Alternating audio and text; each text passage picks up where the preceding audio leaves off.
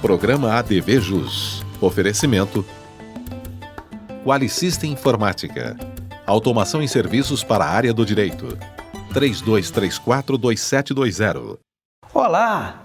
Novo ADV Jus no ar. Já começo agradecendo por você me acompanhar sempre aqui na TV RP Canal 9 da NET, nas redes sociais, no Face, no Instagram e também em nosso site que é o advjus.net. Obrigado pela companhia de sempre. Como eu disse que é novo, então eu quero falar para você o que você vai ver nesta edição de hoje do ADV Jus. Boa notícia, foi prorrogado o benefício emergencial. Vamos falar a respeito de direitos do idoso.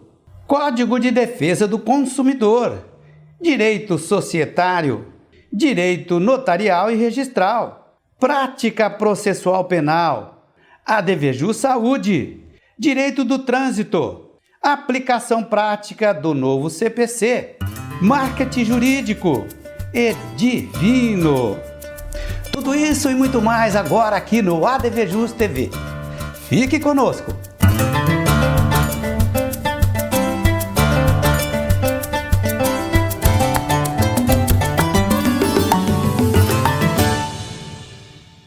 Ok, já aqui no Estúdio 2 do ADV Jus TV, vamos começando o nosso programa muito bem, com uma notícia excelente. Olha só, auxílio emergência. O governo editou medida para a prorrogação do benefício até o final de 2020. As pessoas estavam na expectativa se ia haver esse aumento ou não, né? Então foi prorrogado aí o auxílio emergencial, o governo editou a medida e este benefício, portanto, vai até o final de 2020, mas também criou algumas regras que restringem o acesso. Agora são 4 parcelas de R$300, não mais 600, sendo o benefício no máximo de 2 pessoas por família. É vetado também para quem já recebeu o benefício, mas conseguiu um emprego formal.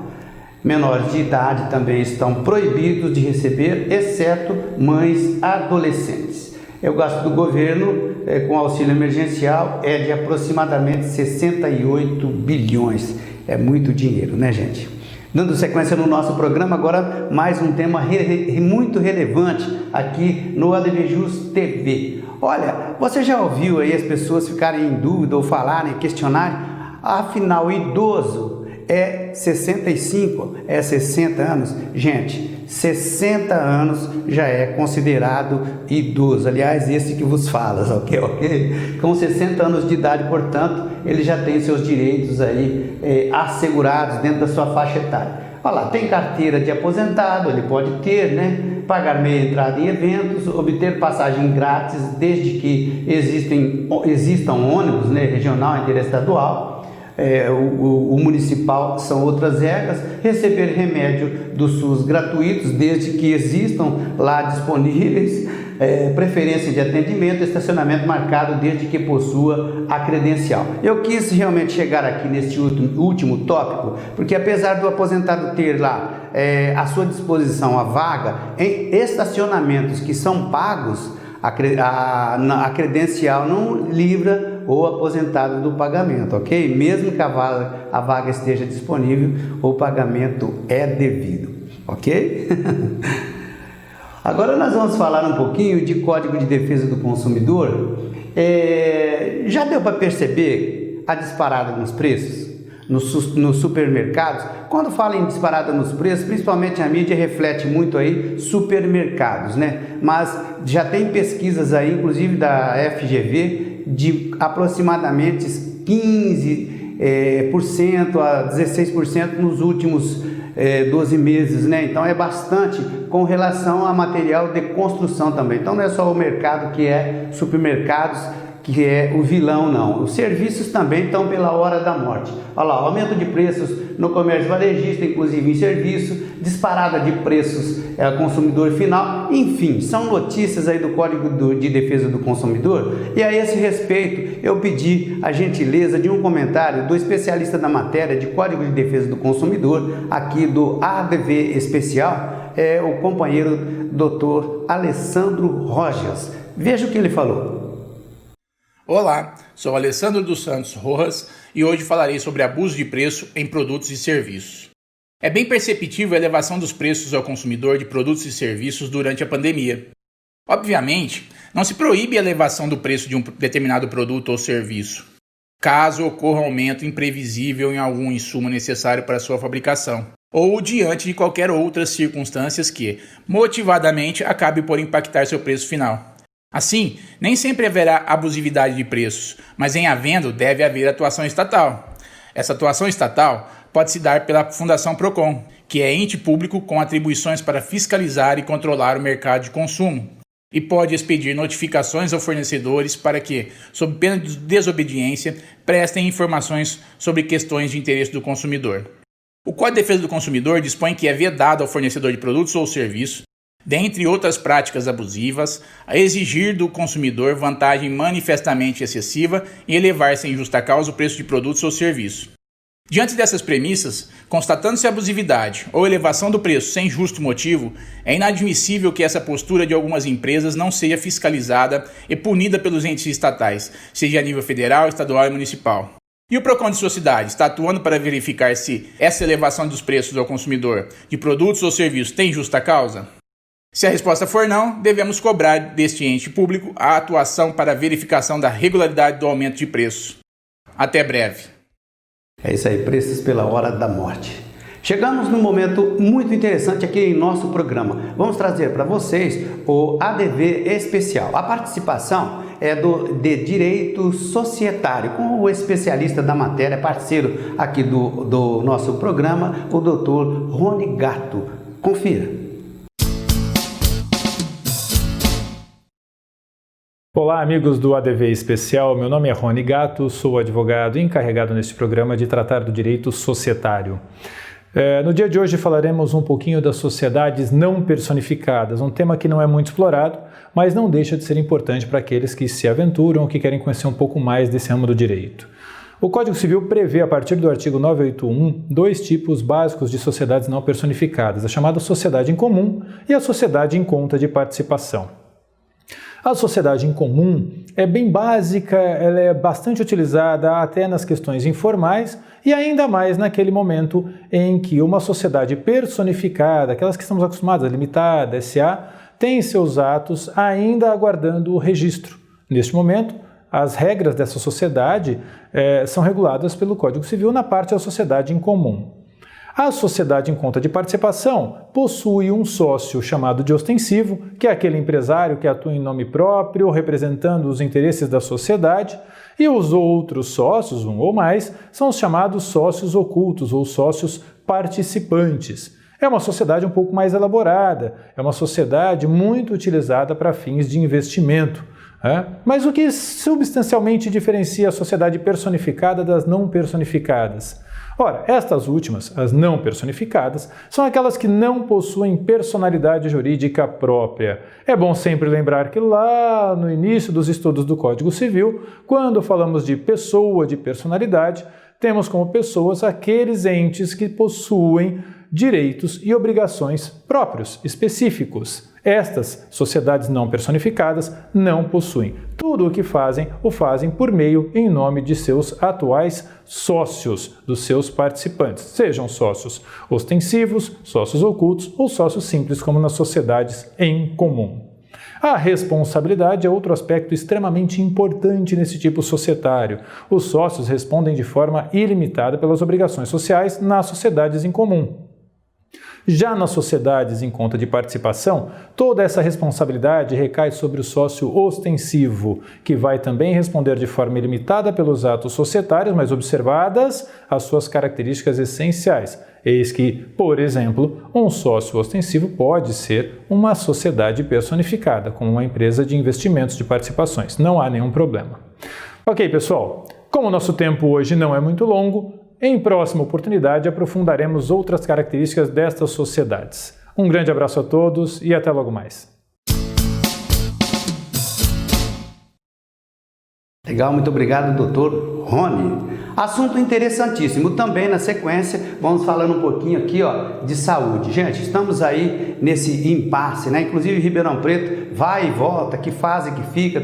Estamos no amarelo, mas era no laranja, merecemos a verde. Tá complicado. A vacina contra o Covid pode estar pronta no final de outubro, quem sabe, né? Vamos manter as esperanças toda verde, olha lá. Vacina contra o Covid pode estar pronta no final de outubro, é o que afirmam as autoridades da área de saúde dos Estados Unidos, da Pfizer, inclusive, né, que é a empresa norte-americana. Apesar de toda a ansiedade mundial para a chegada da vacina, precisamos de cautela, especificamente na América, onde existem, inclusive, lá interesses políticos, né, de reeleição do presidente, que está pressionando para a divulgação logo aí dessa vacina. Aqui no Brasil, alguns estudos já fecharam a importação da vacina russa, e já no caso inclusive da Rússia, em alguns estados, porque aqui no estado de São Paulo, o governo paulista está apostando todas as suas fichas na vacina chinesa. Essa semana também um probleminha com a vacina lá de Oxford. Enfim, tem 4 opções aí. Quando for desencadeado o processo de vacinação, você escolhe qual você prefere. Eu prefiro aguardar.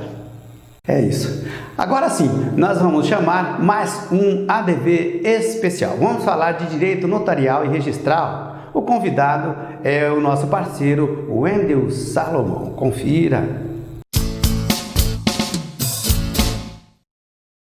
Olá, meus amigos do ADVJus. Hoje vou falar da apostila de Haia. O apostilamento é definido como um certificado que autentica a origem de um documento público para sua utilização em outro país. Esse documento é emitido pelos cartórios de todo o Brasil em papel moeda, contendo assinatura, cargo de agente público, selo ou carimbo da instituição. A apostila de Haia torna menos burocrática a validação de documentos. Antigamente, para validar um documento público no exterior, como a certidão de nascimento, antecedentes criminais, certificados, entre outros, era preciso sujeitá-lo a uma sequência de procedimentos. Sendo pessoa física ou jurídica, era necessário fazer uma tradução juramentada do documento, reconhecimento de firma no cartório de notas, autenticação no Ministério das Relações Exteriores e reconhecimento da autenticação em alguma embaixada ou consulado do país. Todo o processo poderia levar meses para ser concluído e com a apostila de Haia eliminou-se pelo menos 4 etapas. Importante observar que, dependendo das exigências do país de destino, pode ser necessário fazer apenas a tradução juramentada destes documentos. Quando devo apostilar um documento? O apostilamento deve ser solicitado sempre que houver necessidade de apresentar o documento em outro país que não seja aquele que foi emitido. Se a sua certidão, por exemplo, foi emitida no Brasil, mas será apresentada em outro país como Portugal, o apostilamento, nesse caso, garantirá a devida autenticidade da certidão. É importante saber que o país em que o documento foi apostilado deverá estar obrigatoriamente na listagem dos países signatários da Convenção de Haia para ter validade. Breve voltarei, meus amigos, com mais direito notarial e registral aqui no ADVJus. Um grande abraço e até logo! Ok, muito obrigado, Wendel, muito legal tê-lo conosco. Agora sim, chegou aquele momento do intervalinho aqui no ADVJus, voltamos já. Aguarde.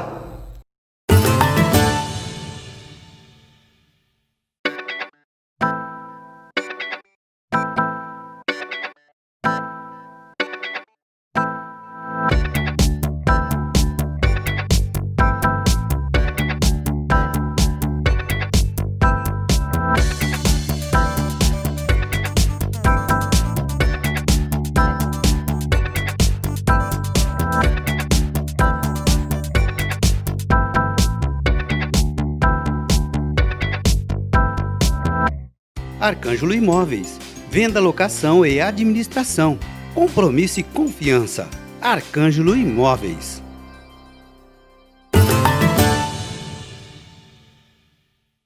Ok, voltando então com este segundo bloco do novo ADVJus. Espero que você esteja gostando, ok? Nesse instante nós vamos apresentar para você algumas considerações sobre o Código de Processo Civil. Aliás, são algumas novidades que o novo Código de Processo Civil trouxe, e eu falei com o professor, advogado, mestre em Direito, o Dr. Ivan Figueiredo, ele que é um expert nessa matéria, e veja só as considerações, portanto, do professor. Eu quero te perguntar o seguinte, doutor, o que acontece com o executado, depois que já foram passadas todas as fases do processo de execução e não aconteceu dele de ser pago. Quando é que ele se livra disso, professor? Então, Marco, como é que está hoje em dia essa regulamentação aí na execução civil, né? A gente sabe que é muito frustrante para o exequente, né, para aquele que, por vezes, passa por todo um processo, pela fase de conhecimento do procedimento, vai, produz prova, passa pela instrução, obtém uma sentença favorável, né? Tem o título ali, né, que é a sentença. Exatamente, obtém aquilo ali, tem lá, você chega, o cliente não tem essa, eu sempre brinco com isso, né? Você chega o cliente e fala, ó, ganhamos, maravilha, né? Mas não vamos levar. E aí agora precisamos fazer, como é que vai saldar isso aí, né? Como que eu vou conseguir realizar isso aí, concretizar essa prestação. O CPC prevê lá, na parte de suspensão do processo de execução, que se não houver bens do executado, se não forem localizados bens que sejam capazes de serem penhorados, né, objeto de penhora, e às vezes o executado tem bens, né, e eles são impenhoráveis, né, seja lá pelo rol do 833, seja por ser bem de família, se eu chego a um processo de execução e não encontro bens que possam ser penhorados do executado, o que eu faço é a suspensão da execução. E como é que está isso, né? Eu suspendo a execução pelo prazo de 1 ano, durante o qual não vai correr a prescrição. Passado esse 1 ano, o juiz determina o arquivamento do processo e ele vai para o arquivo agora sim e começa a contar o prazo de prescrição, né? Se passa esse prazo prescricional sem a ocorrência, sem a localização de bem nenhum do executado, aí esse processo vai ser extinto em função da ocorrência da prescrição, consumação da prescrição intercorrente. Doutor, agora é o seguinte, é bem assim, perceptível, né, o apego conciliatório que trouxe o CPC. Gostaria que você falasse um pouquinho a respeito, né, das audiências de conciliação e de mediação, assim, situações que podem surgir, né? Nós temos aí sim, principalmente dentro da própria classe advocatícia, doutor, um certo assim, será que isso, né, vai ter o resultado que eu quero? O que nós podemos falar, doutor? Essa é uma questão muito interessante, né, Marcos, que você suscita aí para a gente discutir, que é a intenção do CPC de forçar a autocomposição, né? Transação, celebração de acordo entre as partes e tudo mais, né? Isso tem um ponto teórico que é um pouco complicado, né? Você joga a demora do processo no colo das partes, né? Você fala, ó, resolve por acordo agora, porque senão vai demorar para resolver. Então, aquele que tem direito, muitas vezes abre mão do seu direito para celebrar um acordo e obter a prestação jurisdicional mais célere, o que é complicado isso aí, do ponto de vista, né? Complicado. Mesmo teórico, dá para a gente imaginar um monte de problema relacionado a isso aí. Agora, é interessante, a conciliação sempre é interessante por vezes, né? O argumento de quem defende ela é sempre esse, que ela traz uma pacificação no conflito, né? As partes conseguem celebrar entrar em acordo mesmo e resolver aquele conflito, né? O próprio CPC, hoje em dia, no procedimento comum para os nossos colegas aí, futuros colegas que estão na graduação, né? Isso é muito objeto de prova, porque na prática teve uma relevância diminuta. O réu é citado hoje, em regra, para audiência de conciliação e mediação. Não é nem para contestar, né? Para participar de audiência de conciliação e mediação. Então, esse é um dos pontos aí que tentou incentivar a conciliação, a realização de transação e tudo mais, né, Marco? Mas é um ponto complexo, né? Não dá para a gente... Se abrevia a resolução do conflito, também, em geral, em demandas contra o INSS, né, e tudo mais... Tem bastante coisa. Exatamente. Você faz com que aquele que tem direito abra mão do seu direito para obter uma prestação mais rápida, o que não é muito bom, né? Muito obrigado, professor. Momento para abrirmos espaço e falarmos um pouquinho de direito do trânsito, né? Essa matéria, esse viés tão importante. Projeto de lei altera o Código de Trânsito brasileiro. Olha só, agora, esse projeto de lei do Código de Trânsito brasileiro, né? Ele tem, evidentemente, algumas inovações aí. Amplia o prazo, né, da validade da CNH, da carteira de habilitação, de 5 para 10 anos e cria uma graduação sobre pontos acumulados por multa. Esse projeto vai retornar lá para a Câmara dos Deputados. Enfim, é um assunto para especialista. E, aceitando o nosso convite, um expert da matéria, nosso parceiro também aqui de ADVJus TV, o doutor Fabiano Padilha, ele é expert na matéria, né? No direito do trânsito. Eu pedi para ele fazer aí, jogar um pouquinho de luz nesse tema. Veja só o que o doutor Fabiano falou. Fica aqui a minha breve consideração sobre as alterações propostas para o Código de Trânsito Brasileiro. Recentemente, foi aprovado no Senado Federal as mudanças sobre a nossa legislação de trânsito. Dentre elas, o aumento da validade da habilitação, que passa de 5 para 10 anos, para quem tem até 50 anos de idade, e depois uma redução relativamente proporcional a partir dos 50 anos. Mas até os 50, a validade da CNH passa a ser por 10 anos, bem como o sistema de pontuação, que de 20 pontos passa para 40 pontos. Entretanto, com algumas ressalvas. Para o condutor que durante 12 meses se enquadrar em pelo menos uma infração gravíssima, a suspensão da habilitação se dará com 30 pontos. Quando o condutor, no prazo de 12 meses, praticar 2 infrações gravíssimas, a suspensão se dará nos moldes atuais, aos 20 pontos. E somente quando o condutor, no prazo de 12 meses, não possuir nenhuma infração gravíssima, aí sim é que a suspensão da CNH será instaurada, o processo de suspensão será instaurado aos 40 pontos. Então nós temos algumas alterações, o condutor tem que ficar atento e o que a gente pretende é que o código sirva não como falsa sensação de liberdade, e sim para que as pessoas possam dirigir de forma mais consciente, preservando assim a vida de todos. Legal, muito obrigado, Dr. Fabiano Padilha. Meus amigos, agora também mais uma coisa importante aqui em nosso programa, nós queremos falar para você a respeito disso aqui, ó. Jogar um pouquinho aí de sol em cima do ADV Just TV, são nossos canais de comunicação. Nós temos o YouTube, Facebook, o Twitter e o Instagram mesmo. A gente faz aí um trabalho muito bacana, o pessoal aqui da produtora do ADV Just, né, da Top Video, William, Nilmar, eles fazem aí um viés bem interessante no sentido de divulgação, principalmente aí de marketing jurídico. Vem para cá com a gente, ok? Legal, agora nós vamos apresentar para você mais um ADV especial. Vamos falar de prática processual penal com o Dr. Joaquim Romão Neto. Confira. Olá, seja bem-vindo a mais um ADV especial sobre prática processual penal. No estado de São Paulo, dado o trabalho 100% remoto no âmbito do Tribunal de Justiça, tem-se adotado o sistema de videoconferência para a realização de algumas audiências criminais. Por hora, não temos dados estatísticos, mas a experiência nos mostra que as audiências virtuais estão sendo designadas nos casos mais urgentes, de réu presos, por exemplo, para se evitar o excesso de prazo da prisão provisória.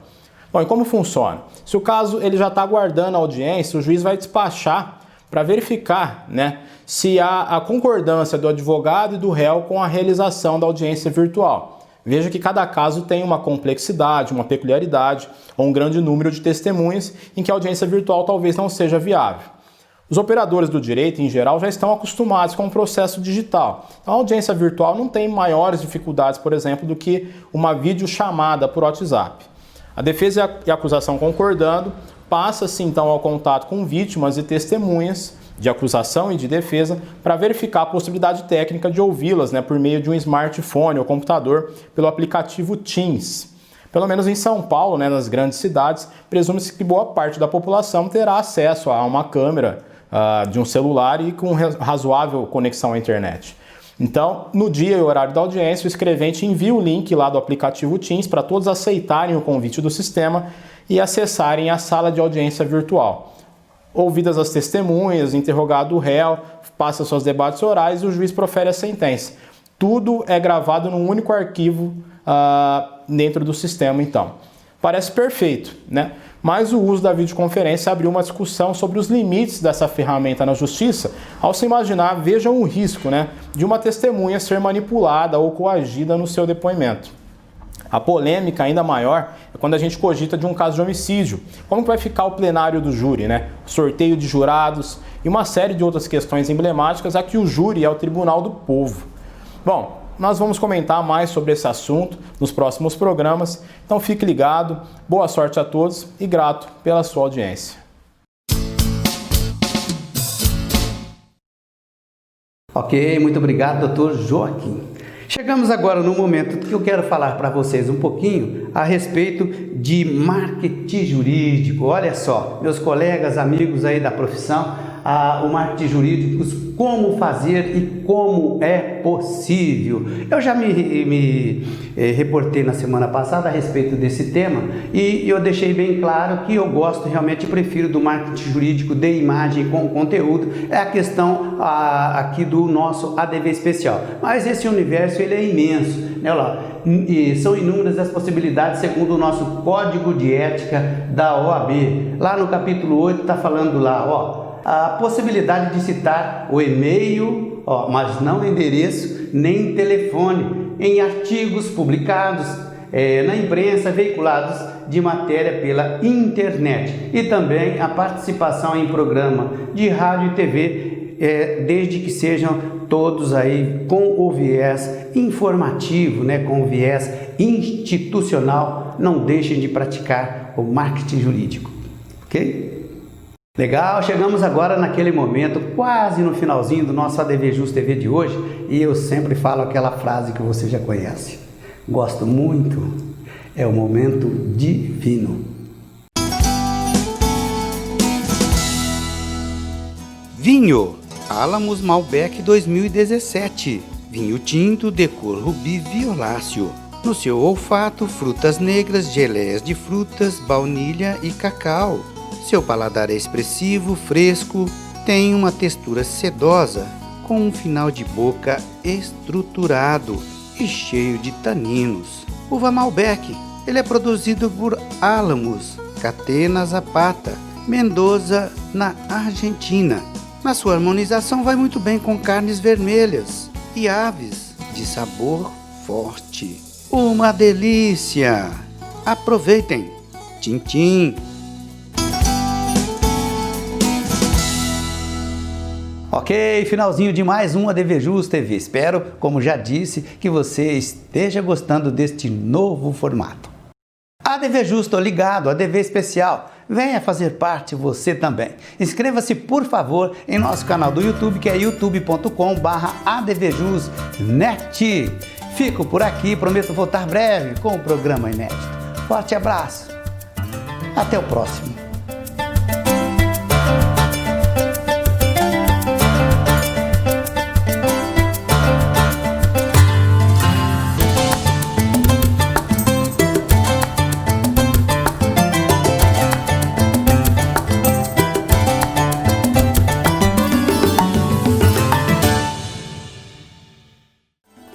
Programa ADV Jus. Oferecimento Qualisystem Informática. Automação em serviços para a área do direito. 3234-2720.